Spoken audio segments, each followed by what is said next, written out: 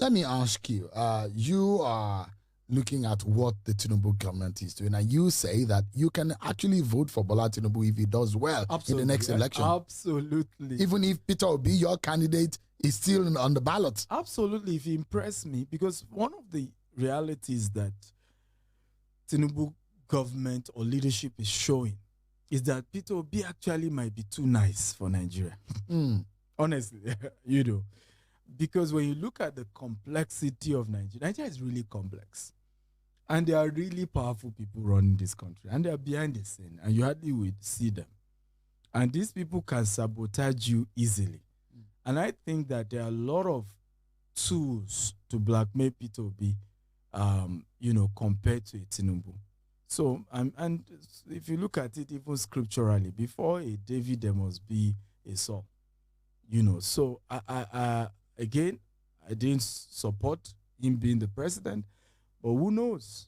He might just be the needed, because I've seen him make some tough decisions that I know that these ones are really tough. This is like going after the powers that be, right? And sometimes if you're too clean, you really cannot get the dirty job done. And leadership is dirty.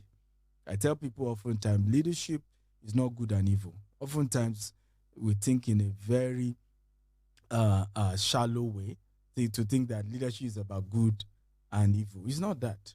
It's between, can I take out a Osama bin Laden, but there could be innocent 10 people that will die, right? Or I leave Osama bin Laden and there's another chance he will kill another 2,000 people. Either way, people must die, and innocent people must die. And that's the kind of decision you are confronted with as a leader. It's not an easy option. There's no easy option.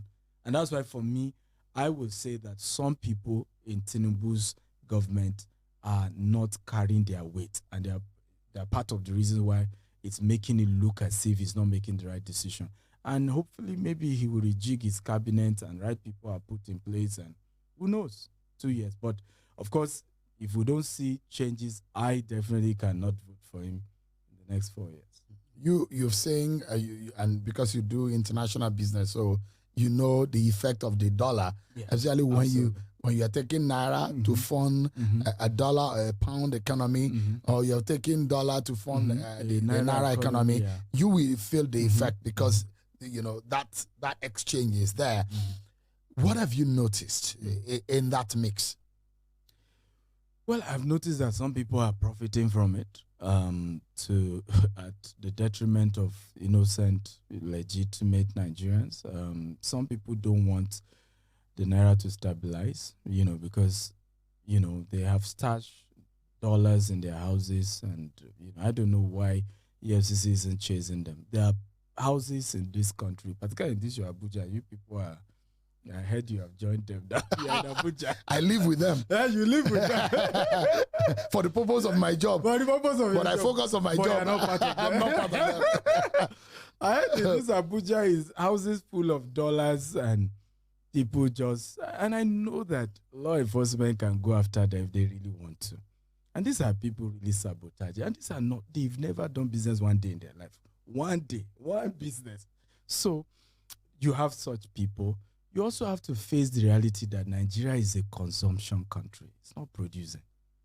And we haven't seen intentional decision on the part of the government to force all of us to become producers, to encourage production, to discourage consumption.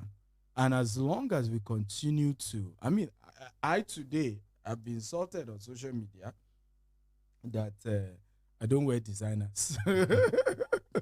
Okay, but this is how we can support our nation. This is an Hausa cap. These are local attires that are locally. My tailor is based here in Abuja. Vodi, free advert for Vodi. I'll make sure he pays. he has to pay, right? So these are little things you and I can start doing to make sure that our naira gets strengthened, supporting Nigerian businesses. I'm an advocate for that. And I think, and I'm repeating it, sometimes, honestly, I see the sincerity of Mr. President on really wanting businesses to grow. Why? I don't think he can do it alone. Many of the people around him have never done business. They don't really understand how do we support entrepreneurs. You see people making decisions, National Assembly making decisions. They are not inviting the stakeholders. And then before you know, a law is passed. When I look, I'll give a practical example. The whole real estate and infrastructure concept in Nigeria is messed up. And I'll give you two major ones. Ikoyi, the whole of Ikoyi, there is no mall. No more. The whole of Ikoyi. A shopping mall. Shopping mall. Yeah. So you will, particularly during traffic, you may drive 1 hour to get to Admiralty before you see the first mall. Or go to VI and the other part of VI. Now, who plans an estate that way? Because typically, yes, we understand that you are zoning some places for commercial, some places for residential, but there are certain essential commercial that should be close to within the residential to help day to day. The same thing you see here in Abuja as well. And then some people planned it and they call themselves, we have been in this game for 30 years. We are older. But pure nonsense. So there's a need to rejig the entire system, including the civil service. My mother was a civil servant, God bless her soul. And I saw firsthand the rot in the civil service. Many times I have to follow my mom to work. She works in PACN. She was an accountant.